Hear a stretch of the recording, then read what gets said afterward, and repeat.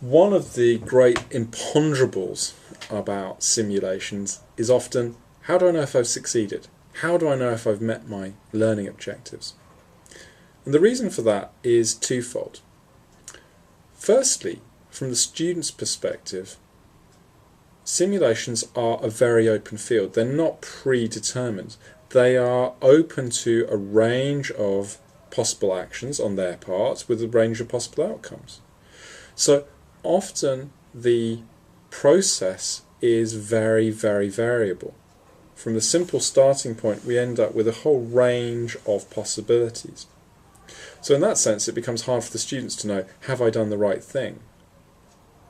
From our perspective as educators, instructors, it's the same kind of problem.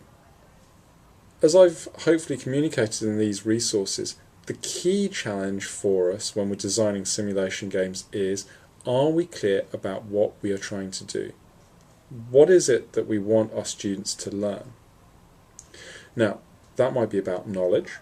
That might be about some kind of skill that we want them to develop or enhance. It might be about some kind of development of group identity.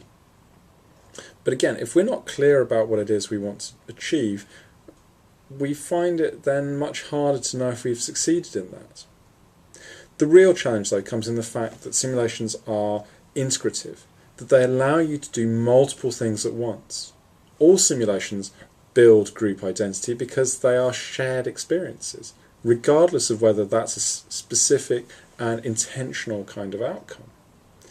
Likewise, because they are about interaction, because they're about the active use of knowledge, they are always about skills development. They develop skills because they use skills. And necessarily they require knowledge because people have to have some kind of content to those interactions.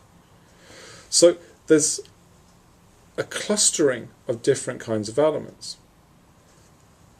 At one level, we might try and sidestep that and say, we let the simulation go along the route that it goes, and we let students develop their own understanding, their own benefits from that.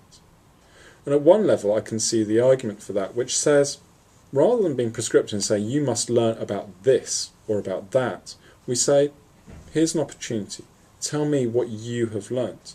And again, I think certainly the margins, even if we do have predefined learning objectives, we want students to understand about socialisation, or we want students to learn about power and its structuring in society and social interaction.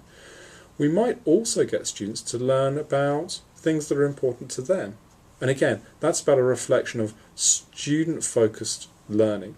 That rather than being prescriptive, we start to accept that students come from different backgrounds, different knowledges, different starting points, and together we can integrate those in a way that allows everybody to get something that is productive.